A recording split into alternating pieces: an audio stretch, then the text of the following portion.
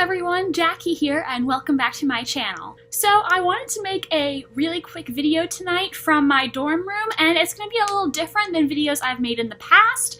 I was having a conversation with a friend of mine here at college who is a huge Harry Potter fan, and she wanted to find out what Hogwarts house that I'm in, and suggested that I take the Pottermore sorting hat quiz, which I have never taken before. I have to make a really embarrassing confession, which is that I have never read the Harry Potter series. I know, I'm like the only person in the entire world. I watched the movies when they came out, but I never read the entire series. I think I read the first book when I was younger, but I think Harry's antics gave me really bad secondhand embarrassment and I just couldn't handle it. Also, when I was younger, I had this idea in my head that I didn't like fantasy, even though I'd never really tried fantasy. And as I recently found out when I watched Game of Thrones and I am now reading A Song of Ice and Fire, I actually really do like fantasy a lot. So I do feel really bad about it. I do want to read the books someday. I mean, everybody loves them and I'm like the only person in the entire world who hasn't read them. But I'm an English major with a very, very, very long list of books that I want to read. I'm currently reading so many different things for my classes, and I'm reading some Jane Austen in my spare time, because that's the kind of thing that I like to do. And I want to finish A Song of Ice and Fire, and those books are like 800 pages, so I have a lot of things to read, but I would like to get to Harry Potter eventually. That being said, when people asked me, what's your Hogwarts house, I would always say that I thought I was a Hufflepuff. I do think that I have intelligence like a Ravenclaw, but I'm not particularly witty, and I am a little bit ambitious like a Slytherin, but I am not at all cunning at all, and I just think that what Hufflepuff represents is really a priority for me in my life. Like, yeah, it's great to have intelligence, it's great to have ambition, but I think the most important thing is just being a nice human being and treating others with respect and kindness. And I just really love what the house stands for about treating everyone the same. They don't have to be particularly brave or cunning or intelligent. You just treat everyone the same no matter what, and you give them a good education, and you are nice to everyone. And I just think that's a really important way to live your life. So I always considered myself a Hufflepuff, even though for some reason people don't think Hufflepuff's cool. I mean, I think it's cool. So I think if I get anything other than Hufflepuff on this quiz, I'm going to be kind of devastated. I think there's a chance that maybe I might get Ravenclaw, probably not Slytherin, because like I said, I lack the cunning. I'm definitely not going to get Gryffindor because I am not brave at all. I am a wimp. So that is, I think, the least likely house for me to get. But we'll take the quiz and see. Question 1. Forest or river? I think I'm going to choose forest because there's a little more to explore and wander through with the forest. Like a river's just, you know, some water. No offense to rivers, but I'm going to choose forest. If you were attending Hogwarts, which pet would you choose to take with you? This is a really long list. Okay, tabby cat. I like cats. Siamese cat, ginger cat, black cat, white cat, tawny owl, screech owl, brown owl, snowy owl, barn owl, common toad. Okay, I'm not taking a toad. That's like, I think I'm tempted by the owl because it's kind of cool, but I love cats and I love cuddling with them. As for what type of cat, I think I'm going to go with a black cat.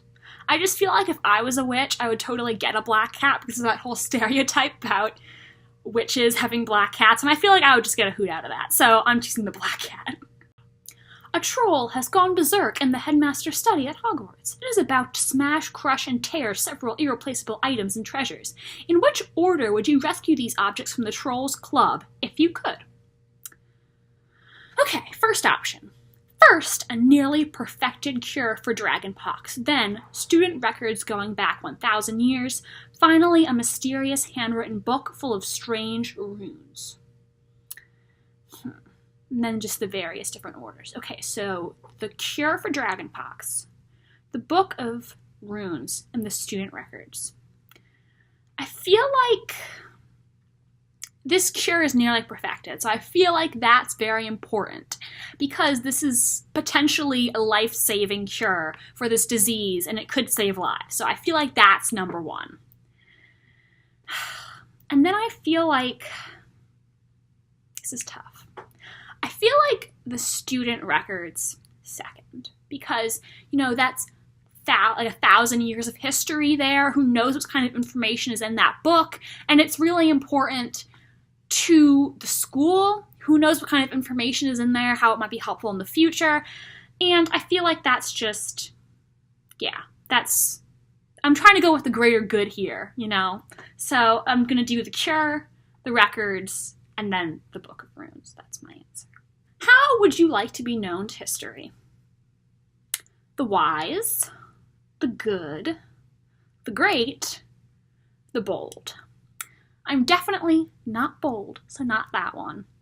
The great, the title of the great I kind of associate with like conquerors and stuff, which isn't really me. So it's between the wise and the good, and I'm gonna go with the good, just because I feel like, you know, I would want to have a reputation of kindness and helping other people, and that's just really important to me. So, but wisdom's cool too, but I'm gonna choose good. Next, which road tempts you the most?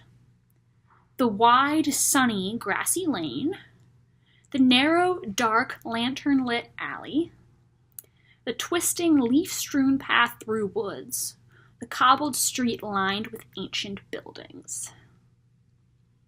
Possibly buildings, but I also like a nice sunny stroll. It's definitely not the alley. I'd be afraid of that. And I don't know if I want to go deep into the woods. That also sounds like it could possibly be scary, and like we've established, I'm not very brave at all. I think I'm going to choose the sunny lane. Yay. Next question.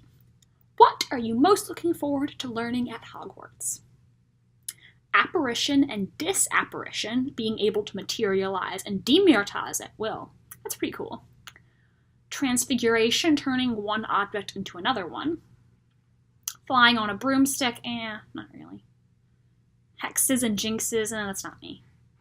All about magical creatures and how to befriend, care for them. Oh, that's a serious contender. Yeah, that would be cool. Secrets about the castle, that's also cool. Every area of magic I can. I feel like that's a Ravenclaw answer. Though that is probably true. I mean, if you're a witch, like, you want to know everything, right? I mean, you want to be a well-rounded witch. But I feel like if I had to pick one area, like, I feel like that last answer is kind of a cop-out answer. Just be like, oh, everything. I feel like you have to pick something. So I'm going to choose the magical creatures one just because I think that would be really awesome to get to be up close and personal with these really cool magical creatures. I mean, like dragons and unicorns and all this stuff. Yeah, so I'm going to choose that one. Once every century, the flutterbee bush produces flowers that adapt their scent to attract the unwary. If it lured you, it would smell of a crackling log fire. The sea, that's a possibility. Fresh parchment, or home. I don't even know what does like fresh parchment smell like. I feel like, I don't know if I really like the smell of paper that much. I do like the smell of the sea, though I'm not a really big beach person because when I was a baby, if I was at the beach and I got any sand at all on my blanket, I would start bawling. And I'm still not a huge fan of the beach. I can be there for like a couple hours, and then after like 2 hours, I get bored and I'm ready to go home. I think I'm going to say home for this question because I'm definitely a homebody, and I just love the whole warm, comfortable atmosphere, so I think I'm going to choose home. Black or white?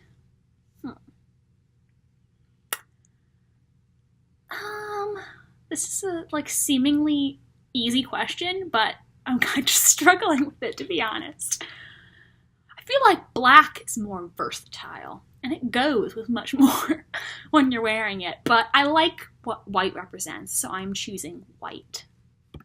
My life is not a lie! I got Hufflepuff. Yay! I do know myself after all! Oh, thank you, God!